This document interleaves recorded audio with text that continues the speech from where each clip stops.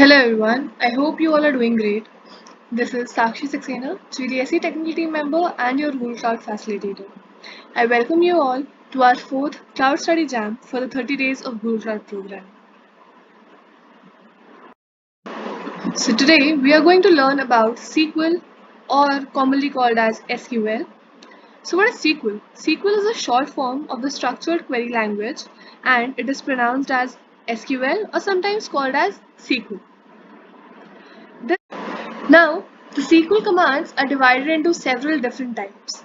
Amongst them, data manipulation language (DML) and data definition language (DDL) statements, transaction controls, and security measures. The DML vocabulary is used to retrieve and manipulate data, while DDL statements are used for defining and modifying database structures. So, when we are executing the command of SQL on any relational database management system, then the system automatically finds the best routine to carry out our request. And the SQL engine determines how to interpret that particular command. So, structured query language contains the following four components in its process, that is, query dispatcher, optimization engines, classic query engine, SQL query engine. A classic query engine allows data professionals and users to maintain non-SQL queries. So now, what is the need for SQL and why do we study it? So, nowadays, SQL is widely used in data science and analytics. Following are the reasons which explains why it is widely used. The basic use of SQL for data professionals and SQL users is to insert, update, and delete the data from the relational database. SQL allows the data professionals and users to retrieve the data from the relational database management systems. It also helps them to describe the unstructured data. It also allows SQL users to create, drop, and manipulate the database and its tables. It also helps in creating the view, stored procedure, and functions in the relational database. It also allows you to define the data and modify that stored data in the relational database. It also allows SQL users to set the permissions or constraints on table, columns, views, and store procedures. The SQL commands help in creating and managing the database. The most common SQL commands which are highly used are mentioned, that are create command, update command, delete command, select command, drop command, and insert command. Let's see what each command does. So the create command helps in creating the new database, new table, table view, and other objects of the database. The update command. This command helps in updating or changing the stored data in the database. The delete command. This command helps in removing or erasing the saved records from the database tables. It erases single or multiple tuples from the tables of the database. Select command. This command helps in accessing the single or multiple rows from one or multiple tables of the database. We can also use this command with the where clause. Drop command. This command helps in deleting the entire table, table view, and other objects from the database. Insert command. This command helps in inserting the data or records into the database tables. We can easily insert the records in single as well as multiple rows of the table. Now let's see the advantages of SQL. SQL provides various advantages which make it more popular in the field of data science. It is a perfect query language which allows data professionals and users to communicate with the database. Let's see what are the following advantages. So, SQL is a no programming needed language. SQL does not require a large number of coding lines for managing the database systems. We can easily access and maintain the database by using simple SQL syntactical rules. These simple rules make the SQL user-friendly. Next is the high-speed query processing. That means a large amount of data is accessed quickly and efficiently from the database by using SQL queries. Insertion, deletion, and updation operations on data are also performed in less time. Third, standardized language. SQL follows the long established standards of ISO and ANSI, which offers a uniform platform across the globe to all its users. Portability. The structured query language can be easily used in desktop computers, laptops, tablets, and even smartphones. It can also be used with other applications according to the user's requirements. Then comes interactive language. That means we can easily learn and understand the SQL language. We can also use this language for communicating with the database because it is simple query language.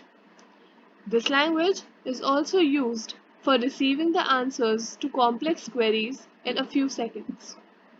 Lastly, more than one data view. This means that the SQL language also helps in making the multiple views of the database structure for the different database users. So, these were all the advantages of SQL. Now, it's time to see the disadvantages that these offer. With the advantages of SQL, it also has some disadvantages, which are cost. The operation cost of some SQL versions is high. That means that is why the programmers cannot use the structured query language very often. Next is the interface is complex. That means another big disadvantage is that the interface of the structured query language is difficult, which makes it difficult for the users to use and manage it. Then comes the partial database control. The business rules are hidden, so the data professionals and users who are using this query language cannot have full database control. I hope the sequel was clear to you, and now let's move on to the labs. So now it's time to start the labs. But before that, if you haven't watched our Cloud Study Jam session 3, I would highly encourage you to go to the second tab and watch the same. So now let's come to the program syllabus. Click on the fifth tab and you'll be going on the website. Now let's come to the program syllabus here. And today we are going to cover the track 2 third skill badge. We'll be covering the lab Introduction to SQL for BigQuery and Cloud SQL. So let's click on this.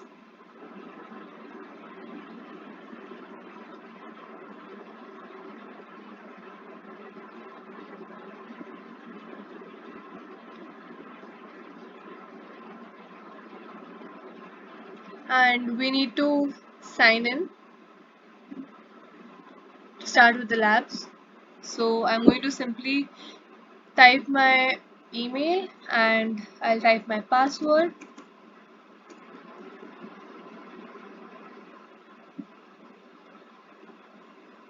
So now I'm signed in. Now we shall start the labs. But before that, let's see what all we have to do. We'll start the lab with this green button later on. So we are going to study about SQL in the same lab. We have already learned about what is SQL, why do we need it, the advantages and disadvantages. But let me read out this for you. The SQL is a standard language for data operations that allows you to ask questions and get insights from structured data sets. It is commonly used in database management and allows you to perform tasks like transaction record writing into relational database and petabyte scale data analysis. So we are going to distinguish databases from tables and projects, use the select, from, and where keywords to construct simple queries, Identify the different components and hierarchies with the BigQuery console. Load databases and tables into BigQuery. Execute simple queries on database tables. Learn about the count, group as, order by keywords. Execute the chain and above commands to pull meaningful data from the datasets. Export a subset of data into a CSV file and store that file into a new cloud storage bucket. Then we'll create a new Cloud SQL instance and load your exported CSV file in a new table. Run create database, create table, delete, insert into, and union queries in Cloud SQL. So now, let's see the requirements. We need to start the lab by clicking on the green button as we were doing previously. So let's start the labs now. But before that, let's read what the databases and the tables are. So an example of unstructured data would be an image file here, as it's written there. So the unstructured data is inoperable with SQL and cannot be stored in BigQuery datasets or tables.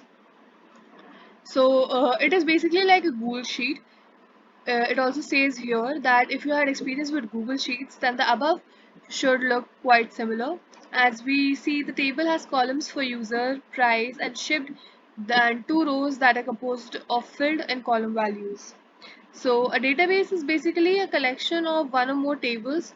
SQL is a structured database management tool, but often required to run queries on one or on few tables joined together and not on a whole database. Here are the keywords select and from that are basically used. So we are going to use them. Then comes the where keyword. We have already got the things from it. Now come the test your understanding part. Here we need to answer these questions. A keyword that specifies the fields that you want to pull from your dataset is from, but we haven't started the lab yet. No?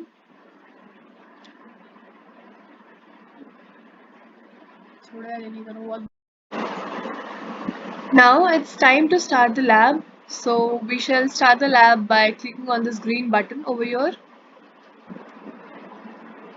Prove us that we're not robots by clicking on the squares with traffic lights.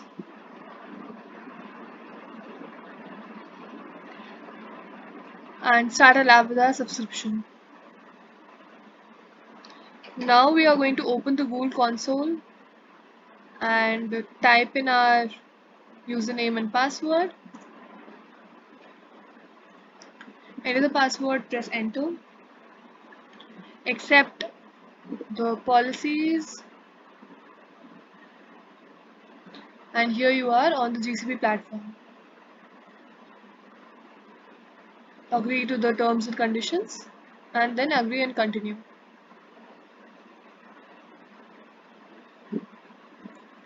Let's see what to do next. So it says that the BigQuery is a fully managed petabyte scale data warehouse that runs on the Google Cloud. Data analysts and data scientists can quickly query and filter larger data sets, aggregate results, and perform complex operations without having to worry about setting up and managing servers. It comes in the form of a command line tool pre-installed in Cloud Shell or a web console, both ready for managing and querying data housed in Google Cloud projects. So now it says that move to the navigation menu and then BigQuery. So let's do this. In the navigation menu, let's select BigQuery. You might need to go a little down to find the BigQuery option.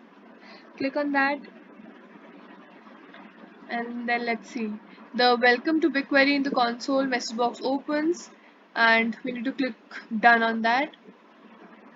Here's the done. Click on this. Let's go back. The BigQuery console opens similar to what we have. Now take a moment to note some important features of the UI. The right hand side of the console houses the query editor. That means this is your query editor where you are going to write queries and run them. So this is where you write and run the SQL commands like the examples we covered earlier.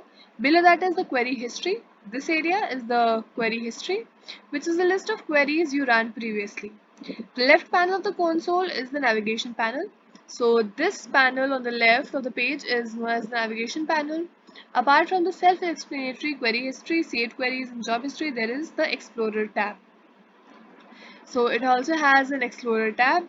The highest level of resources in Explorer tab contains Google Cloud projects, which are just like the temporary Google Cloud projects you signed in and to use with each Quick Lab.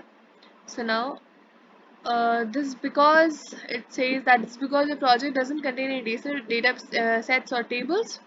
You have nothing that can be queried. Earlier you learned datasets that contains tables. When you add data to your project, know that the BigQuery projects contain data and datasets contain tables. Now that you better understand the project, dataset and the table paradigm, the intricacies of the console, you can load up some queryable data. So basically it says that right now you don't have any queries so that can be run upon. So we need to add some data sets and then run the queries. So uploading queryable data. In this section, you pull in some public data into your project so you can practice running SQL commands in BigQuery. For that, we need to click on add data, then select the explore public datasets option. So we just click on the add data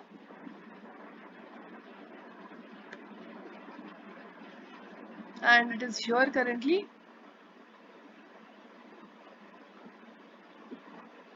and we'll click on the explore public data sets. Now in the search bar, enter London and press enter. So we'll enter London and press the enter key. Now then select the London bicycle hires style and then view dataset. London bicycle hires, and then we are going to select view dataset. Always open the view dataset in a different tab, otherwise you will face issues. Now a new tab will open and will have a new project called BigQuery public data added to the explore panel. Just like this. Let this open and then we will be able to see.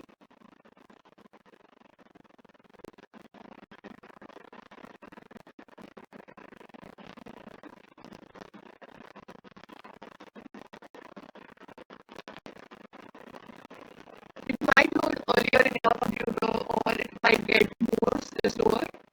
This is all based on the internet connection you have at your place.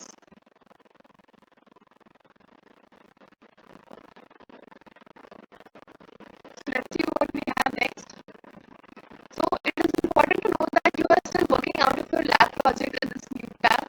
All you did was pull a publicly accessible project that contains datasets and tables into the BigQuery for analysis. You didn't switch over to that project. All of your jobs and services are still tied to your QuickLabs account. You can see this for yourself by selecting the project field in your job accounts. Now we need to expand the BigQuery public data and then move to the random bicycles and then we'll select the cycle hire.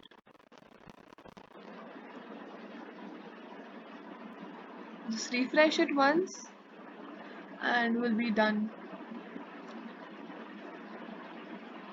Now we will be moving to the BigQuery public data, and then it says to move to London bicycles and then cycle hire. London bicycles, click on more results, London bicycles and then cycle hire. You now have the data that follows the BigQuery paradigm, the Google Cloud project, which is the BigQuery public data, the data set that is the London bicycles, and the table that is cycle hires. Now that you are in the cycle hires table, in the center of the console, click the preview tab. Your page should resemble the following. Here's the preview tab. Let's click on this, and it resembles the similar. Inspect the columns and values populated in the row. You're now ready to run some SQL queries. Now finally we are going to run some SQL queries that are listed below that is running select from and where in BigQuery.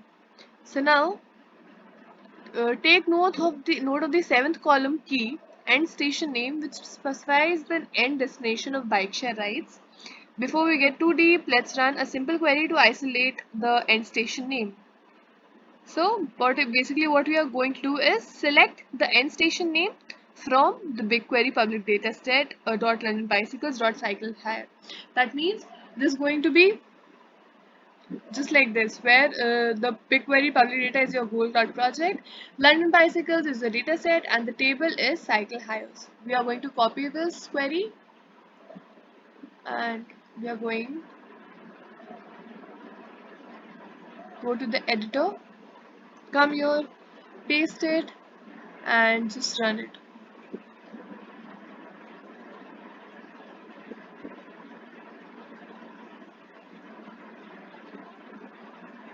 Until the query runs, you need to wait here.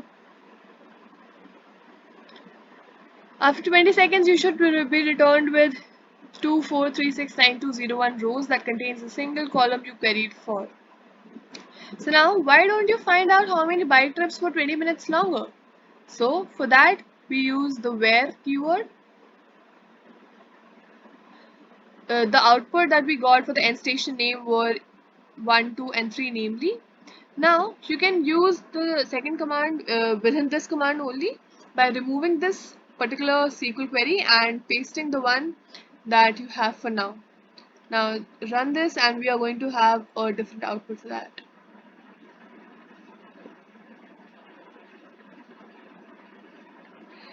This query may take a minute or so to run.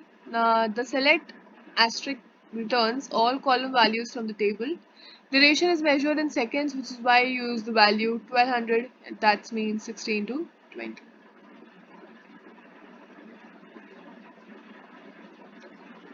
So, as it said that it might take a minute, we need to wait for this, for the results.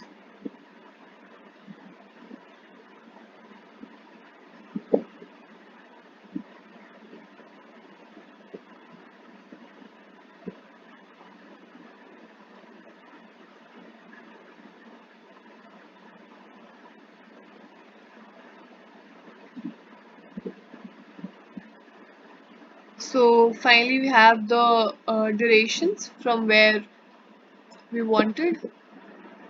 So now these test your understandings of you. Also you need to learn it and apply your knowledge here. We'll move forward. More by more SQL keywords, that is the group by, count, as, and order by. The group by keyword will aggregate result set rows that share common criteria. Example, a common value, and will return all the unique entries for such criteria. Let's run this and see what happens.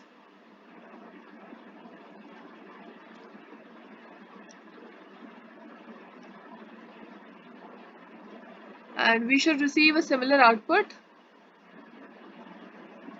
Okay, fine. We are receiving this output. That means we have successfully run this query. Now comes the count part, where we are going to count our previous query to figure out how many rides begin in each starting point.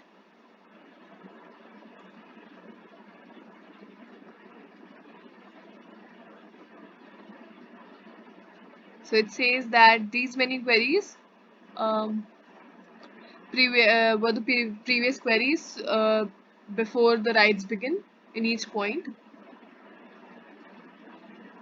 So as it says that this shows how many bike share rides begin at each starting location.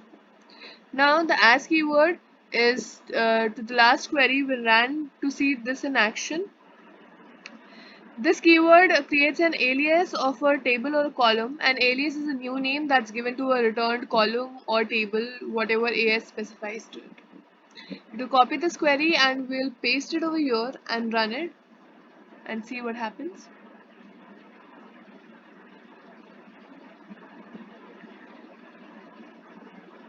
We should receive a similar output, and we are getting a similar output. That means we are good up till now.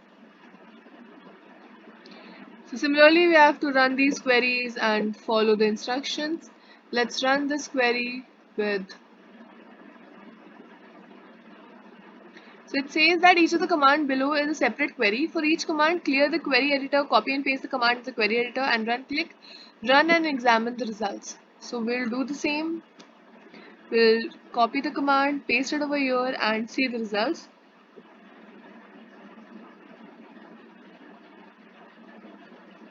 Here we are having the start station name as in alphabet wise.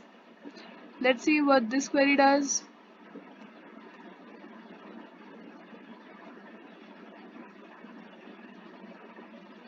We are getting the station name from the BigQuery public data set that is grouped by order number by numbers like 1, 2, 3 and 4.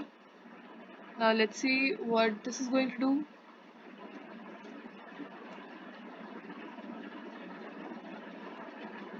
This is going to order by the description name.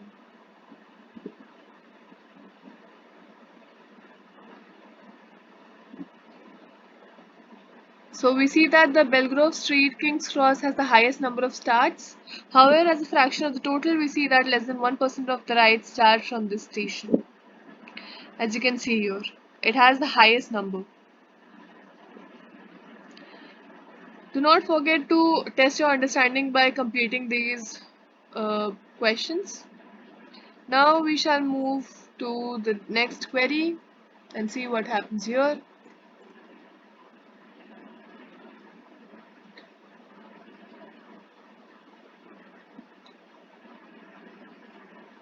Now here in the query results section, click save results and then a CSV local file and then click on save.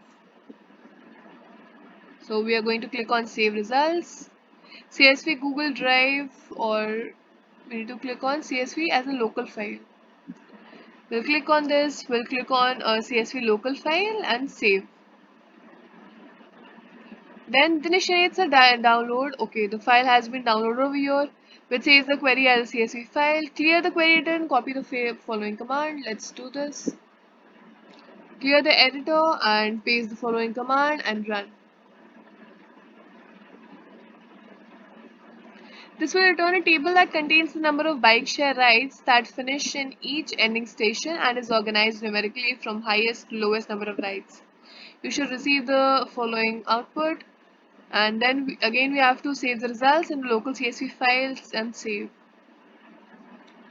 So we are going to save the results in a local CSV file and save. Now upload these CSV files to the cloud storage. Navigate to the cloud storage and then we shall go.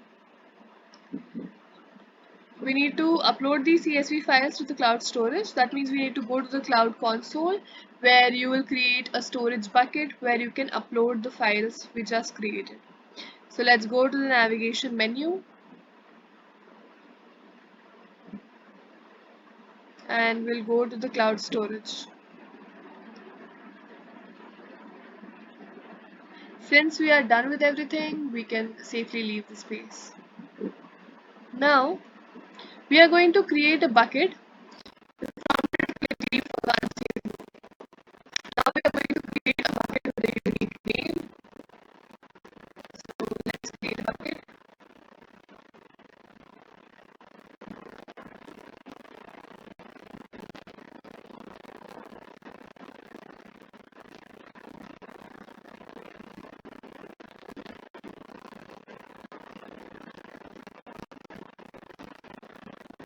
Type in a unique bucket name. I will type as GDSC4. That means the GDSC Cloud Jam Session 4. And we need to select the location type as multi-region and then create.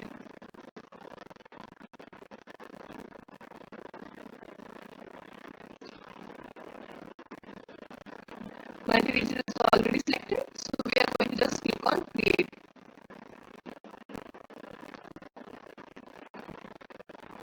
So when we are going to click on the check my progress below, to check the lab progress, we'll see that our cloud storage bucket has been created.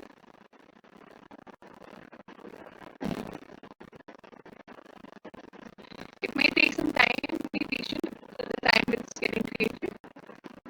Okay, so the GDSC4 bucket has been created.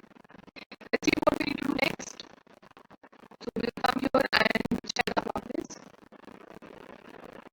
This has been completed and we have successfully made up our bucket as GDSC4. Now we will click on upload files and select the CSV that contains the start station name and then click open. Repeat this for the end station name. So now we need to upload these files. So for that we are going to go to that bucket and click here. I hope we don't need to name them something. Okay, we can name it later. Let's upload. We need to upload the files.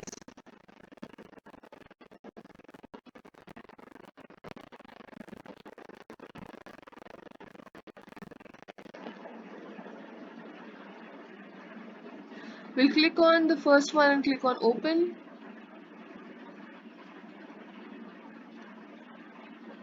We'll similarly upload the second one.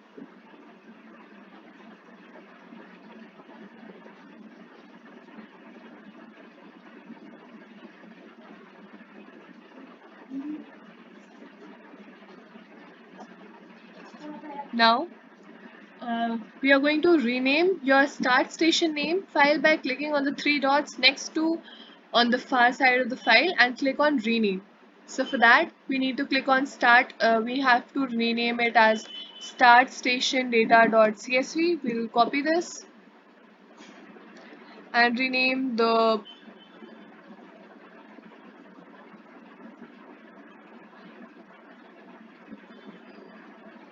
first one as that was DE3 one. This was the first one, that means this is the starting lab, so we are going to rename this one. So let's rename it to start station data, and then similarly we are going to rename the second one as end station data.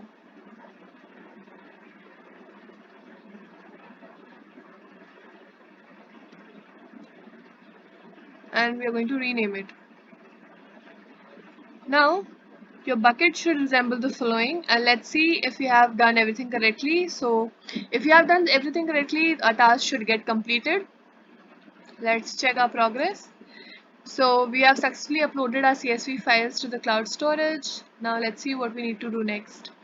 We need to create a cloud SQL instance. So we go to the navigation menu and click on SQL.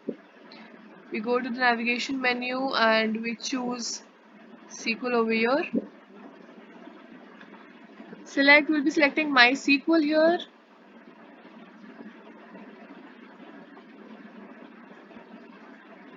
Okay. Create instance, and then we are going to click on MySQL. Choose MySQL over here. Be very careful while selecting. Then we are going to enter a name for your instance like Quick Labs Demo and enter a secure password in the field and then create an instance. Let's enter as Quick Labs Demo only.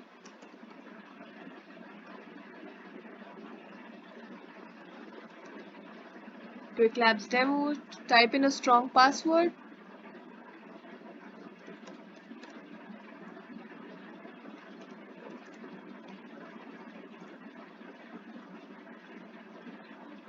And then click on create instance.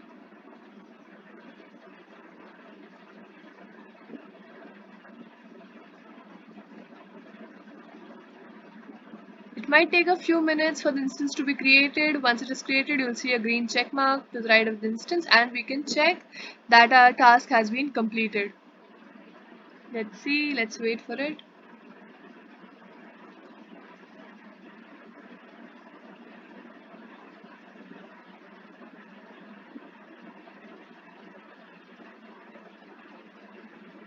The This might take some time depending upon your internet connection, so kindly be patient. Similarly, you can perform all these labs with the help of new queries, and we'll be testing our next check my progress over here.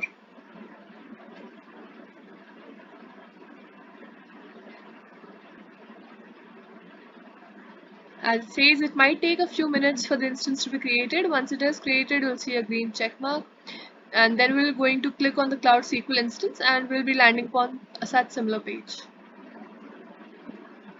Let's wait for it, the green check mark.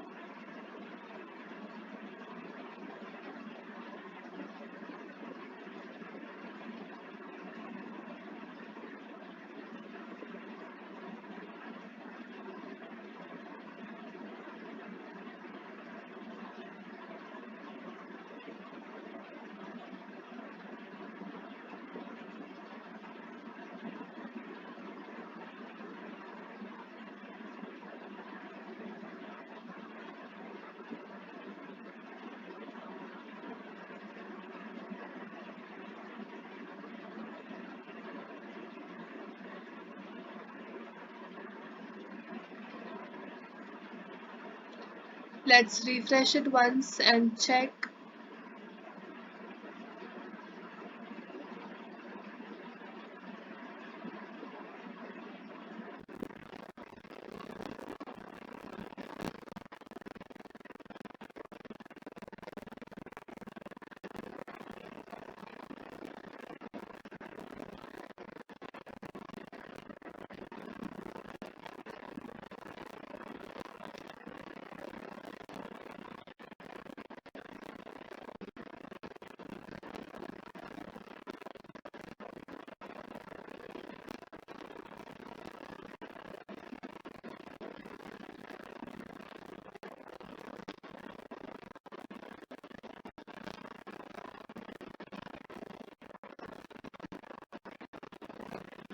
Let's check the create.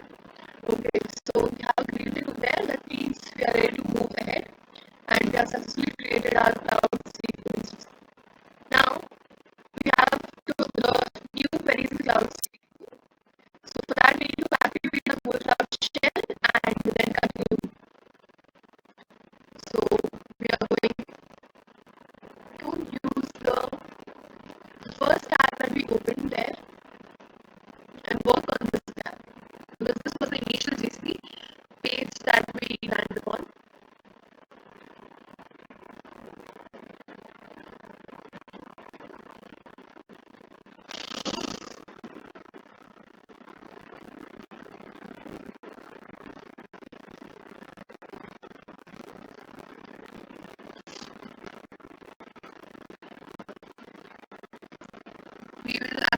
our rules out shell.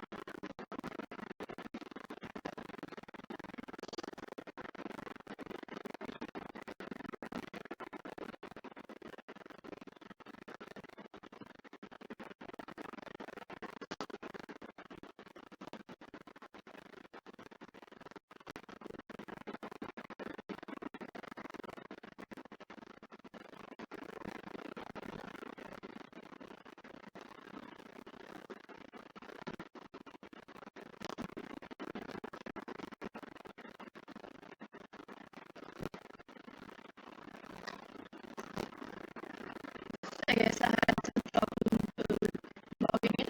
That's why I closed the system control and log in again. If you face same kind of countries, you can do the same.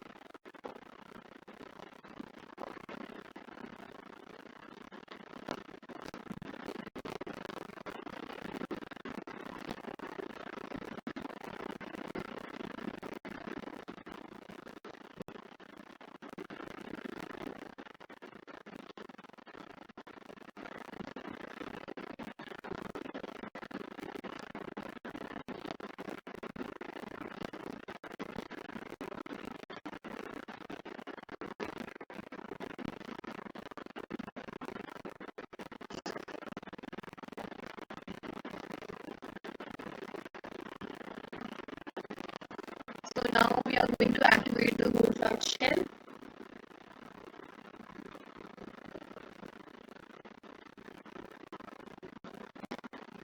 Let the page come live to us and we should start.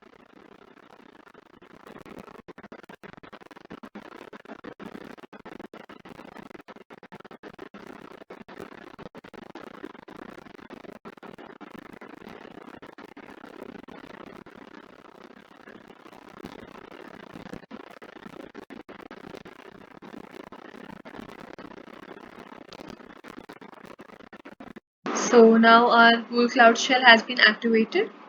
So now we are going to run the following commands. We are going to use the gcloud auth command to list the active account names associated. We'll click on authorize and it shows our current account that has been signed in. Now list the projects associated with this account. Similarly, copy the and paste the command to see the project. So our Quick Labs ID is shown here. Now we are going to run the following command in Cloud Shell to connect to our SQL instance that we just created, replacing the Quick Labs demo if you used a different name for your instance. Since we use the Quick Labs demo only, we need not do anything and we can simply run the command. If you have used some different name, you should use that one. Otherwise, you'll be getting an error here. So it says that it may take a minute to connect to your instance. When prompted, enter the root password you set for the instance. So you need to be very sure with the password you have set because ultimately you have to use it over here. So as it says that allowing your IP for incoming connections for 5 minutes. Let's wait. Now enter password. The password won't be visible to you, but that doesn't mean that you're not entering it or something wrong is happening. Just enter your password and press enter. So now we ran this command and we got this particular output. So that means we have done everything correctly. Now let's create a database by simply write create database and then by. So it says that query okay, one row has been affected. That means our database has been created. And let's see if we completed our check my progress task. So it has successfully completed. That means we have created a database also. So now we have got a 100 on 100 score over here. That means we can successfully run complete end this lab. And if you want, you can go to all these commands and see what happens in the with various keywords, and and you can see the changes that happen in your dataset as well. So in this lab, we learned about the fundamentals of SQL and how you can apply keywords and run queries in the BigQuery and Cloud SQL. So we were taught the concepts of behind project database and tables. We practiced with keywords that manipulated and edited data. So now if you have successfully completed this lab, it's time to end this. Click on this red button over here and it will ask you that if you're done with this lab, just click on submit. Give a rating to this lab and submit again. So now we have completed it. To check whether you have completed or not, go back to the GDSE page, come back to the program syllabus. Let's see if you have a green tick or not.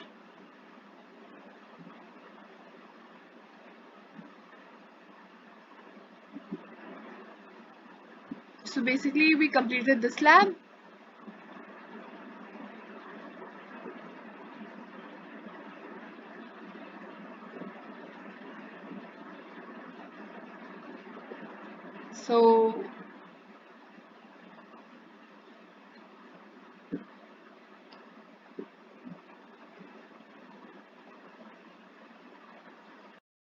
So I hope you liked our session 4. If you haven't watched our previous sessions, I would highly encourage you to go to the link tree of GDSE Wednesday Vidyapeeth and go to the second tab, and you can watch all these sessions that we have conducted so far. Also, our next session will be conducted on the next Tuesday, and that is going to be our last session for the 30 days of Blue Card program. If you have any queries for this particular session, I will be available at 6 p.m. today. You can find the link to the meet in the chat section of the video. Until then, thank you so much. Have a nice day ahead. Bye bye.